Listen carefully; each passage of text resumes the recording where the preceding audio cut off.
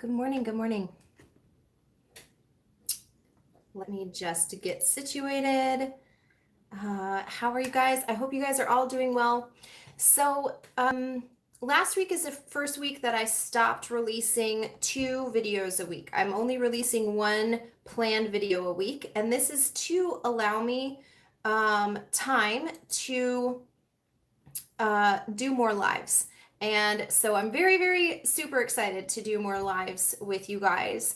And I also am starting something new where once a month I'm going to go live at my church and do live prayer and worship. So you guys can send me your prayer requests in the description of this video. I believe we already have it, the email address that's set up specifically to take your prayer requests. We will pray over them live during this time, and you can send me, you can either send them to that email address or you can comment on the video when it goes live. So we're doing this next Monday.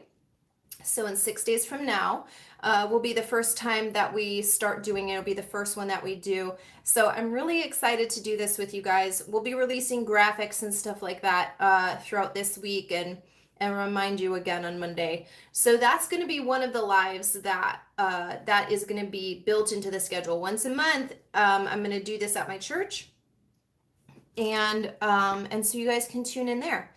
I'm really excited about that. One of the things that I wanted to jump on here, that's it for announcements. One of the things that I wanted to jump on and talk to you about is something that I've been really thinking about for several weeks now, about the concept of unity and diversity existing at the same time. You know, these two things are not dichotomous. They don't oppose each other. They can go together. They should go together. We should have enough whole people who are comfortable in themselves, people who are confident in their identity, that somebody else disagreeing with you isn't an attack against what you believe. It isn't a affront to what you stand for. You should be able to get along with people who have differing opinions, different viewpoints, different beliefs you do. And I think a lot of times we confuse unity and conformity. We assume that if we are united in any kind of way, that means that we have to conform to one person's or one group of people's beliefs or opinions. And that just simply is not true. And in fact, there's very few places in society where conformity is actually healthy and it's done in an appropriate way. That the conformity and unity do not mean the same thing. You can be diverse and still be unified. You know, the underlying principles of what you believe are the things that should unify you. One of the things that I specifically want to talk about on this channel is that, you know, it's important that we pay attention to where we're finding unity, because a lot of times, and a lot of people, you know, who tune into this channel, of course, this channel is all about narcissistic abuse and recovery, awareness, and all of that kind of stuff. And oftentimes we can get comfortable where we are, and we look for people who've had similar experiences to us. And this can be dangerous because you're choosing to be unified in the victim mindset, in something that isn't part of who you are or where you're going anymore. And yet that's the place that you'll choose to stay and be united with other people who are in this place. There's a lot of toxic unity out there. So it's really important that, especially for the viewers of this channel, you know, something that I also want to say is that there's very few people who should watch every single video that I put out. You should not become such an information glutton that you have to tune in to a YouTube channel or to any other source of information. If you don't get it, you know, you relapse back into old patterns of behavior. That is an indicator that there is work that needs to be done on your own identity. And you cannot get your identity from listening to other people. You need to get that by being alone in your own time, thinking about the things that are important to you and what you're here to do. You know, things can be good and still not be for you. I try to be very conscious about the information that I put out on my YouTube channel, how I present it, all that kind of stuff, and even to my clients as well. But that doesn't mean that something that is good for everybody, and that it's good for you at that moment. So I want you to be aware of that. Atmospheres are the largest center of how we get information. You are in an atmosphere all of the time. You're never not in an atmosphere. The atmosphere will transmit information. It transmits emotions. It transmits behaviors and norms, all of that stuff. So your atmosphere is the number one thing that you should be paying attention to and controlling, and making sure consciously that you want to be involved in that atmosphere, that you want to contribute or take away something from that atmosphere. This goes back to what I was just talking about with information gluttony, being so comfortable where you are that you want to consume information that will keep you where you are instead of push you to become better.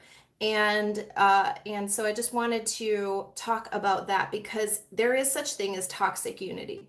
There is such thing as being in a place that isn't meant for you, that isn't the best, that isn't going to help you grow into who you're supposed to be and help you do what you're supposed to be doing here. So be aware of that. This is just something that has been on my mind for a few weeks, and I wanted to talk about it specifically on here because I really do just, I'm so grateful and appreciative to all of my viewers and everybody who subscribes to my channel. But you don't have to consume all of my information, and you don't have to consume all of everybody else's information either. It's okay to control your atmosphere and what you're allowing in, even if you feel like, because you can get addicted to information and the source of the information. And that's another thing too. Not all information is created equal. The source of the information needs to be taken into consideration. This is true in all societies. So any kind of time that you're taking in information, true information is sitting in the middle of a fractal. A fractal means that there's something bigger and something smaller. If you can only apply that information to a specific situation, there's a good chance that is not true, that it isn't truth, because truth is able to replicate itself. It goes above and below. All of the world is made up of fractals, by the way, not just information, but the atmosphere that you're getting it in will contribute to you as an individual, and as well as larger, like you as a member of a family, for example, or you as a member of a company.